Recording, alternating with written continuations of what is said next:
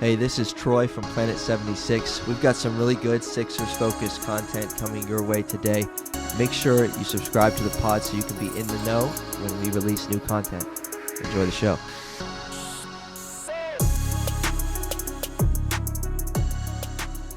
Welcome in, Planet 76 Sixers fans, to your favorite Sixers podcast. I am one of your hosts, Troy. I got Michael here with me as always, and positive vibes.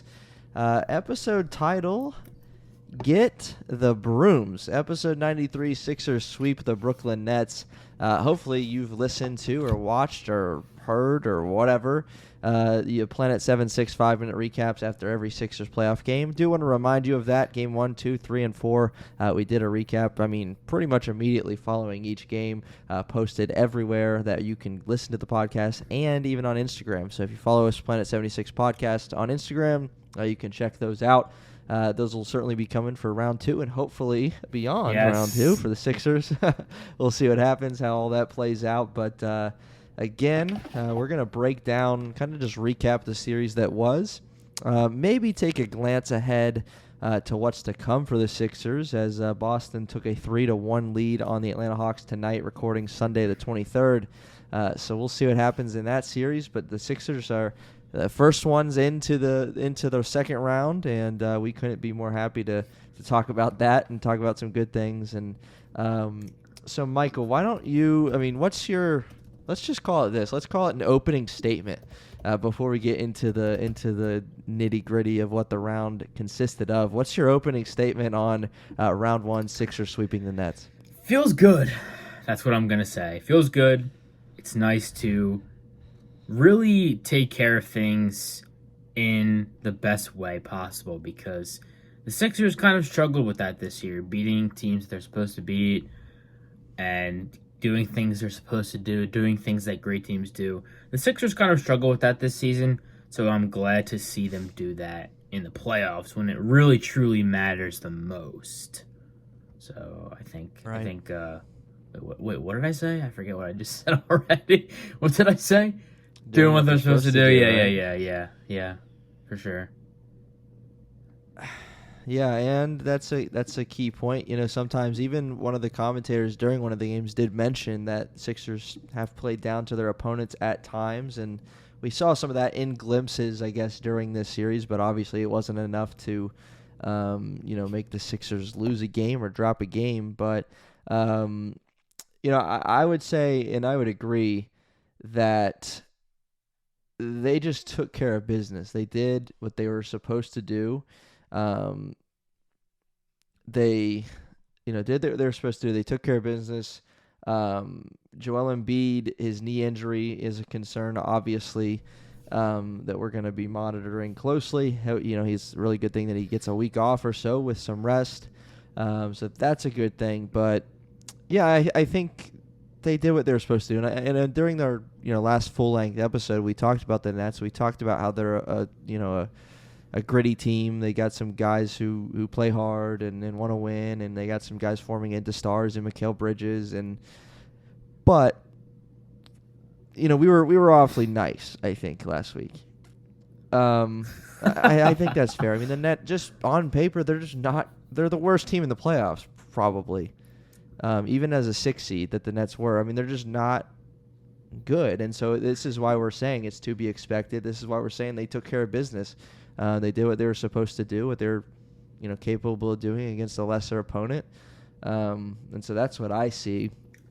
But, we can get into some details of the games and even an overall thing as what we're looking forward to, looking ahead to. But real quickly, I gave 4 titles to these games, 4 one-liner statements that I kind of could sum up these games. And the game 1, I called that the to-be-expected game. Sixers win by 20. They won each quarter by 5, 4, 3, and 8. So it wasn't like they got up 20 and held it. They got it to 5. They got it to 9 at half. They got it to 12, and then they won by 20. Just some methodical win for the Sixers. Harden and Embiid both played well, 23 and 26 respectively.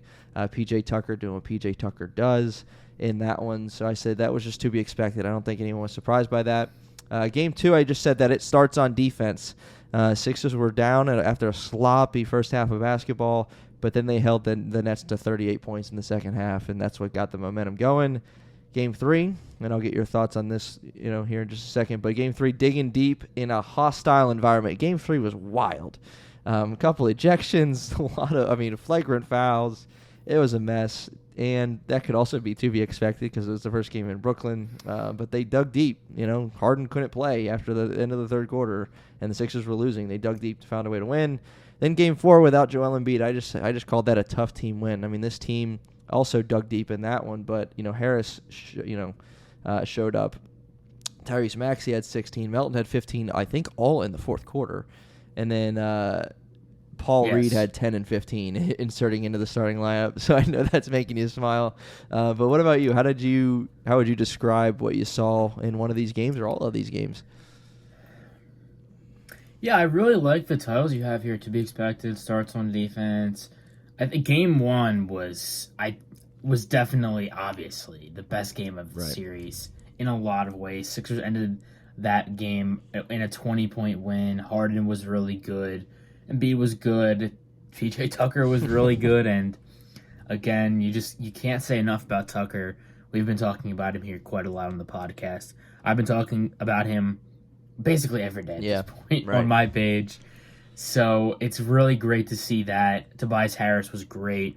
And we'll get more into Harris a little bit in this episode, I'm sure. But Harris was fantastic in this series overall. And the Sixers ended up winning by 20. Mikal Bridges, Troy has here. I'll just touch on that a little bit. He did play well. He only shot twice in the second half. Right. And a lot of his shots in the first half. Not going to lie, Sixers defense was kind of lazy in the first half of that game because, like I said, Mikal Bridges kind of just got any shot he wanted. Now, he didn't make all of them, obviously, but he made a lot of them, and he scored a lot of points, 23 in the first half. So that's what you saw there. But Game 1 was great. James Harden was some of those threes he was making, we didn't really talk about that at all, but some of the threes he was making, he was just unconscious from three. It was incredible. So, really all around great win. Easily the best game of the series. Game 2 was, it was shaky to say the least, but Sixers ended up winning by 12. Bridges went off the first game, and Cam Johnson comes in to help Bridges out the next game with 28 points. I think he had 15 or 18 in a quarter, I believe he had. Yeah, he played well. But Maxey came out, was amazing in that game, 33 points. I think he had 6 threes as well, which was ridiculous. I really like what I'm seeing from Maxey, and the good thing that we're seeing is that Maxey's play style is translating to the playoffs, which is something I think some people were concerned about because last year, I think he played okay in the playoffs, but that's something that the Sixers are desperately, let me emphasize this, desperately going to need against the Celtics because they're going to make life difficult for Harden. They're going to make life difficult for Embiid. Somebody has to shine through, and it's going to have to be Maxey because of how dynamic he is, especially as a scorer, off the dribble, catch and go kind of player that he is. He's going to be so crucial in this next series against the Celtics, so it's great to see him do that.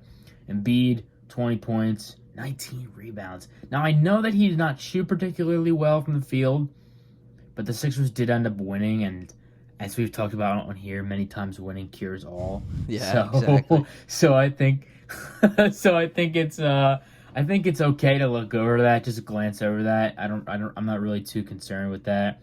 Again, Harris fantastic, and Harden not so much, but it's okay. It's fine.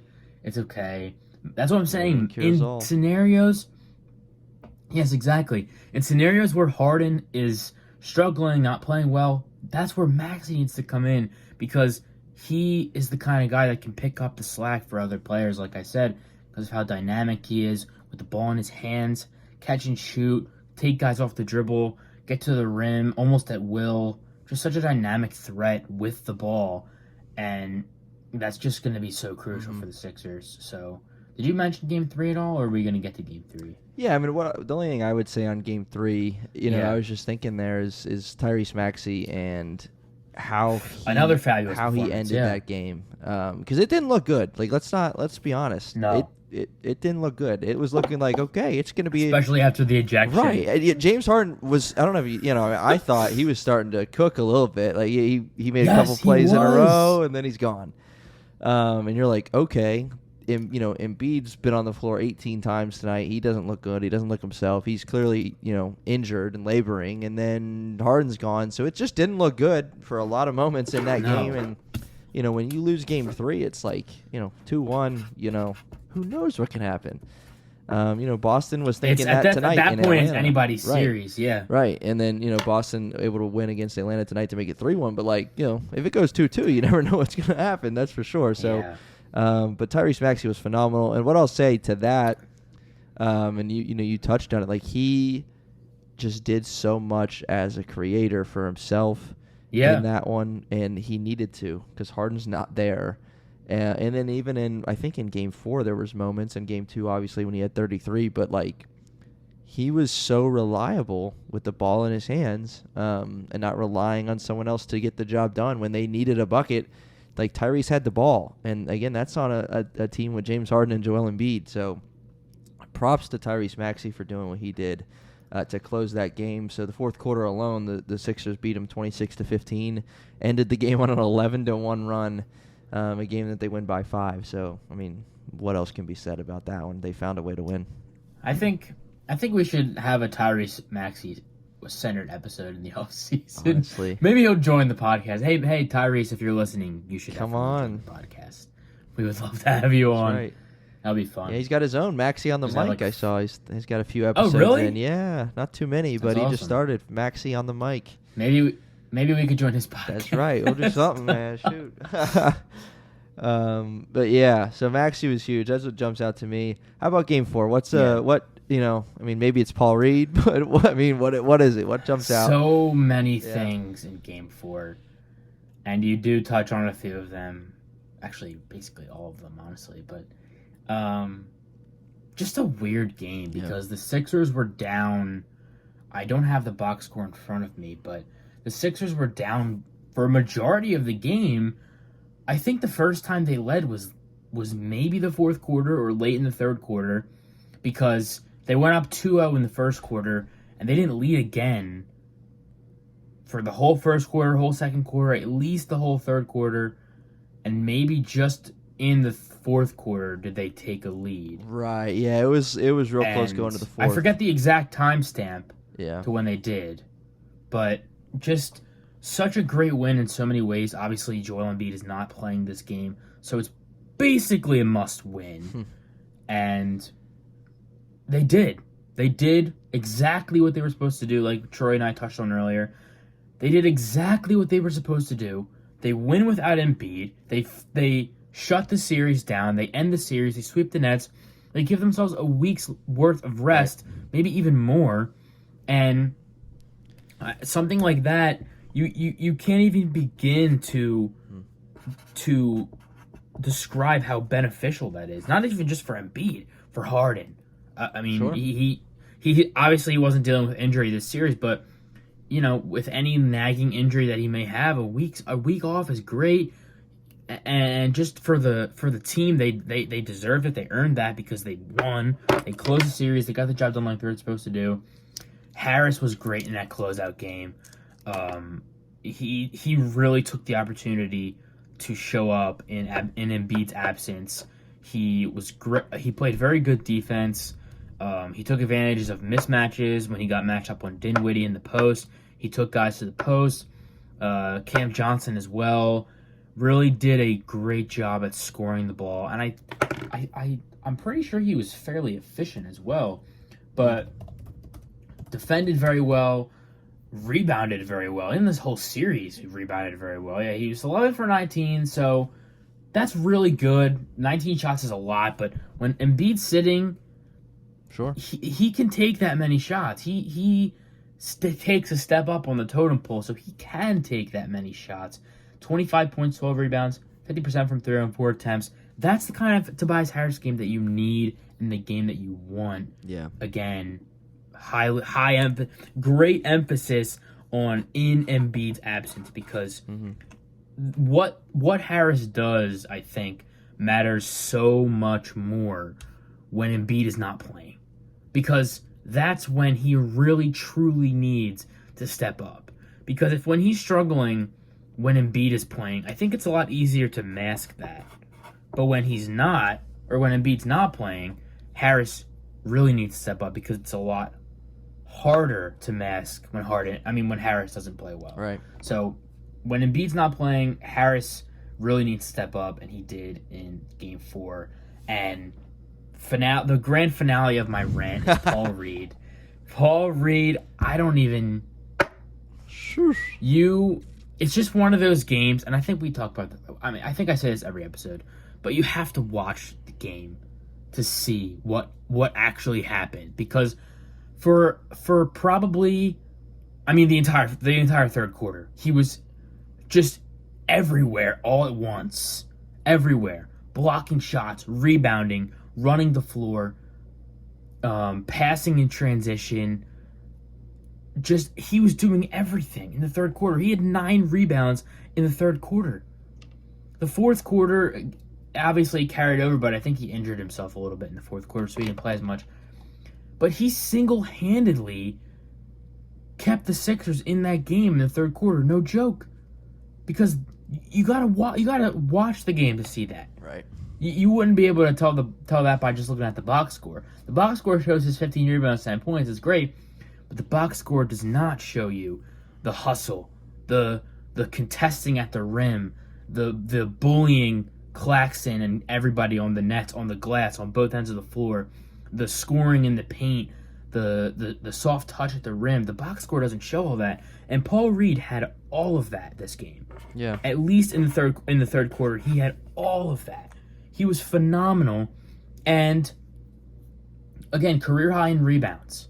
In the playoffs, on the biggest stage, Paul Reed shines and absolutely just did everything to help the Sixers win this game. And honorable mention goes to D'Anthony Melton. You know I had to bring it up. Heck yeah. 15 points in the fourth quarter. I think he had 4 threes. He was great. He was great. And played very good defense as well. Rant's over. He was great. Good night. Episode's over. Might as well be. That's good stuff. I'll touch on that too. But Paul Reed, another notable, he only had 3 fouls. That's been an issue, obviously, with him his whole career. But he played over 30 minutes. If you say Paul Reed's getting over 30 minutes, he only has 3 fouls, you're taking that every single day of the week. Tobias Harris was massive.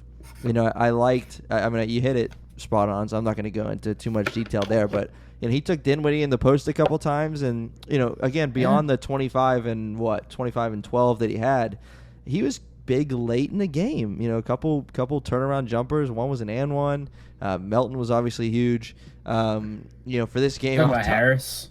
Yeah, Harris. Yeah. In the post, and Melton's a couple shots that he hit, obviously in the fourth to help seal it, and then Harris hit a 3 to really seal it. Saw the fans exit in the building after he hit that one, which was sweet. So I actually had to watch this game. So my wife had a baby shower to go to at 1:00. Sixers game was at 1:00, and I had to take her to the shower. And I was like, oh, my goodness, unbelievable. Because it was like an hour from where we live. So okay. I was like, all right, let me drop you off, and then I got to find a sports bar. I got to watch the game. So I found some sports bar, and I'm just, minding my own business, doing my thing. There's some Nets fans. I live on Long Island. But then Maxey, must have been third quarter, Maxey hit a 3. Then the Nets called timeout immediately. We went up 5 or 6. And I had a glass of water in front of me, and I cheered really loud, and I accidentally hit the bottle, and it fell all over the restaurant, all over the floor.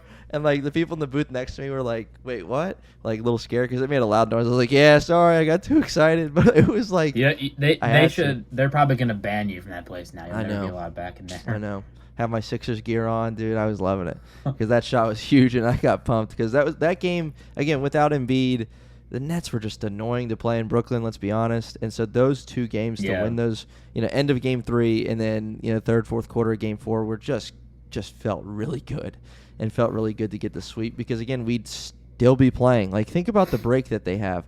So Sixers were the first game of the playoffs on last Saturday, and they end they're the first team out of round one on Saturday at 3:30 in the afternoon. Like 1 week, literally 1 week, and they're out of the first round. You think about Boston, who is probably going to win their series in 5, and yet they're going to end their series 3 days after the Sixers do. I mean, that's huge. To be the only team in the East to get the sweep, to get those extra days rest on the Celtics 3 or 4 or 5 days if it ends up going 6 is massive. So we'll see how all that plays out too, but just wanted to share that story. All right, so let's see here. I do have a question for you. So if we're going to say that the Celtics are up 3-1, I mean, how do you, again, the talent level between the Nets and the Celtics is different. Celtics, Sixers have to go to TD Garden for the first 2, they, home court for the Celtics. The depth level for the Celtics, it's just not comparison. Sixers have beaten the Nets a lot of times in a row now, and they struggle against the Celtics, let's be honest. Joel Embiid said it best a couple years back. So, what can you even take?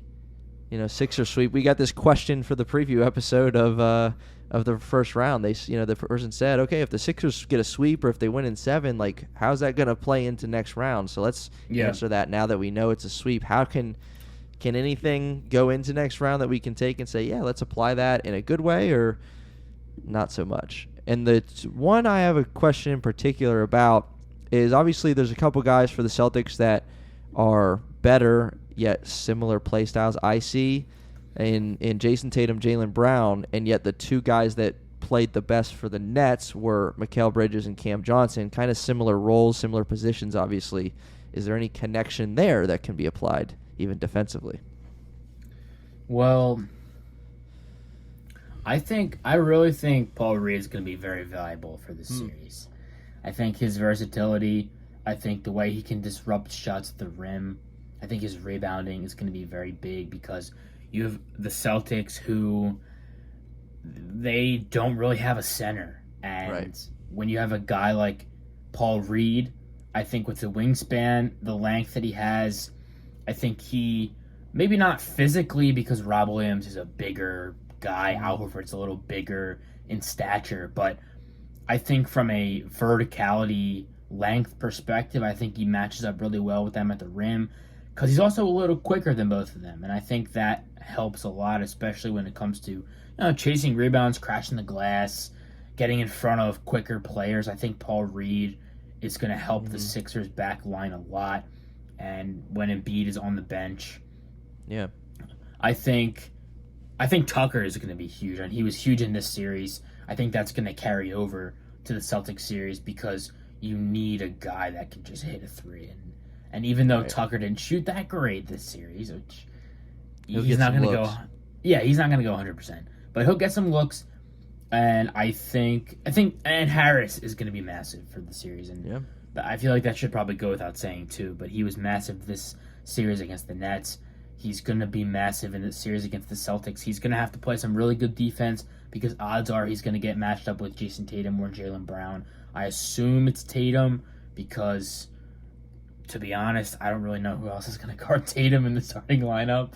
So, I assume it's Tatum. He's going to have to play some really good defense on Tatum. I think he's up for it. And he's going to have to hit some shots. He's going to have to hit his shots. He's going to have to be able to take guys off the dribble. He's going to have to be able to take advantage of mismatches. All the things he did in this series, he's going to have to take it up a notch because they're playing a tougher opponent. He's going to have more difficult matchups, even if it's the same kind of smaller players he's being guarded by, he's still going to have to take advantage because those smaller players are still better players, better defenders than the guys he was going up against in those mismatch scenarios against the Nets. Yeah. Man, you got me ready. I want the series to start tomorrow. Shoot. I mean, this isn't even I do, but I don't. And I don't want to say anything else. This isn't even the second round preview episode yet, and we're getting some good stuff. That's really good. There's still a lot to be said, though. There's a lot to get into in the next episode. So, but I like what you shared about Paul Reed specifically. Yeah. And who knows, maybe obviously we won Game 4, but maybe Paul Reed's performance in Game 4 and not having Joel Embiid was a blessing in disguise because of what he did. And that's got to be a confidence builder. It's got to be a confidence builder in Paul Reed and in the coaching staff to get him some time out there and use him in unique ways. And, again, he is a guy that can match up with some of these forwards for the Celtics and, wreak havoc, especially around the rim. So that's, 10 points, 15 rebounds in Embiid's absence. But, again, even ahead of the next series, obviously Joel Embiid's health is a huge concern. Huge priority to get him right. He missed the first couple games of the second round last year against Miami, and we don't want to see that happen again. I don't think there's certainly any decision regarding that yet. It's going to depend on when the series starts. I looked ahead a little bit, so obviously, potential Game 7s, Eastern Conference, Western Conference, All-NBA for Round 1 are this weekend, Saturday, Sunday. So Round 1 will be done by Sunday. Okay. Now, I don't know how the NBA works it if the Celtics win on Tuesday and then that matchup's ready. Are they going to wait until next Monday to tip that one off? I don't know. Yeah. Depends on how everything else plays out. I don't know if other series, maybe none will go 7. I don't know. The Knicks are up 3-1. Miami's up, 2-1. So we'll have to see how it shakes out. But as soon as we know our opponent, we're definitely going to record a full-length preview episode for Round 2. Again, we're likely thinking it's going to be the Celtics. We don't necessarily want it to be, but it's actually the last thing we want. It's actually the last thing we want. Yes. All right, so I said Joel Embiid, but do you have any other, just to close out this episode, any other priorities, any other things, ahead of next series in this next week, just for us to be aware of as fans of the Sixers besides Joel Embiid, or anything just to look for potentially in the next series, based on what we've seen from the Sixers so far in the playoffs? Yeah, I think Harden's going to have to be a little better from a scoring perspective because don't get me wrong, I did say before, prefacing this episode, I did say that he played well. For Game 1, he was very good. Game 3, he was good. Game 2 and 4, he struggled a little bit. And he's going to have to be a little better from an efficiency standpoint. Really the only issue I have is him scoring at the rim seemed to be a big issue. And I was beside myself in Game 4. When he got to the basket, miss after miss after miss after miss, I was just, it was baffling to me how many shots he was missing at the rim. I was absolutely just, I lost for words like I am right now. It was absurd. It was the craziest thing I've ever seen, and I'm gonna chalk it up to that being an outlier because. Okay. He has had games like that in the regular season, few and far between, but still he has. I can't pinpoint what it is. For some reason, he can't get up to the rim like he used to. I don't know what it is, but that's gonna have to be that's got to be fixed for the Celtics series. That cannot happen. He cannot have blunders like that against the Celtics. I know. And the crazy thing, I talked about it today in a post.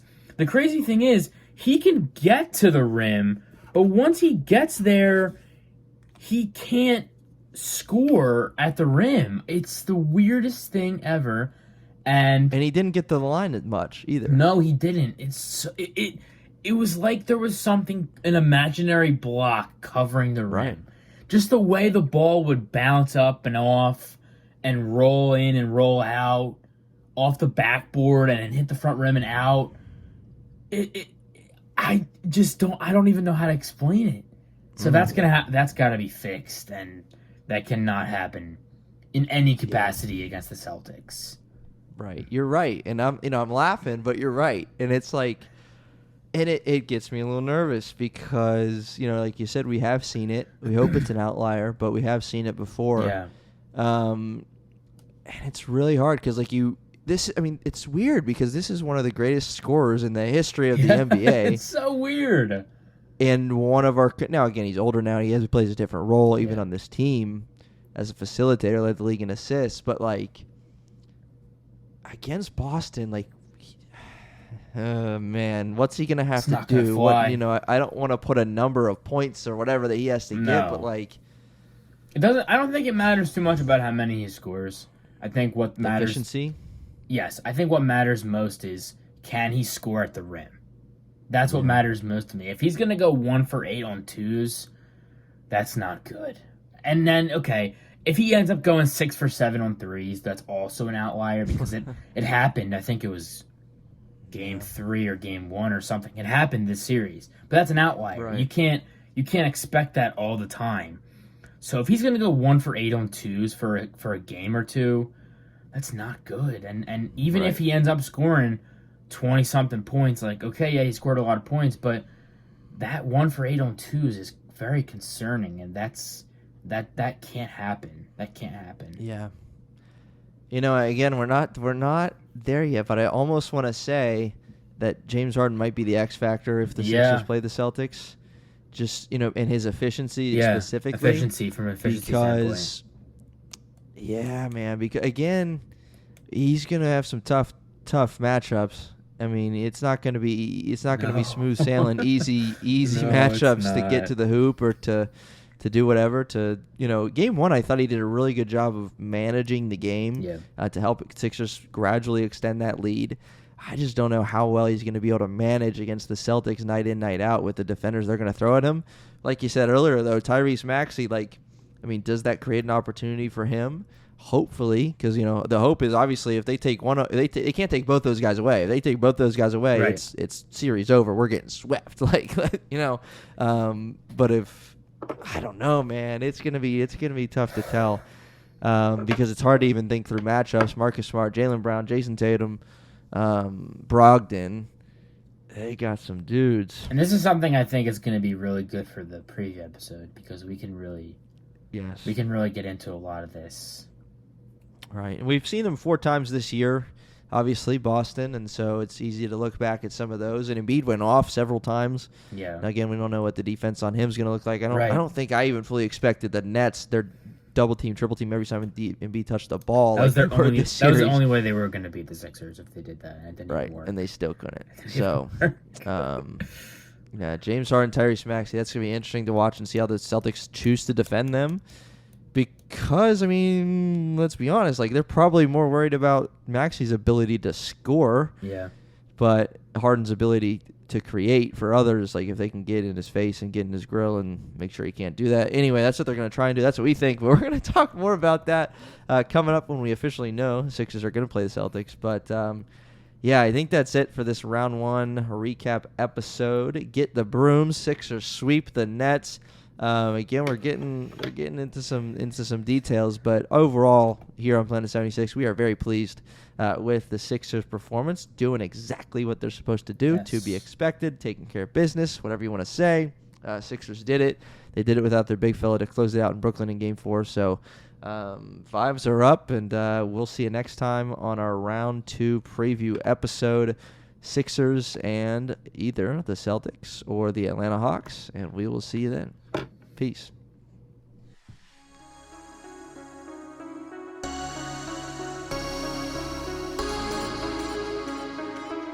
If you are a Philadelphia 76ers fan, this is the podcast for you. Planet 76, a weekly podcast covering all things Philadelphia 76ers. We'll see you next time.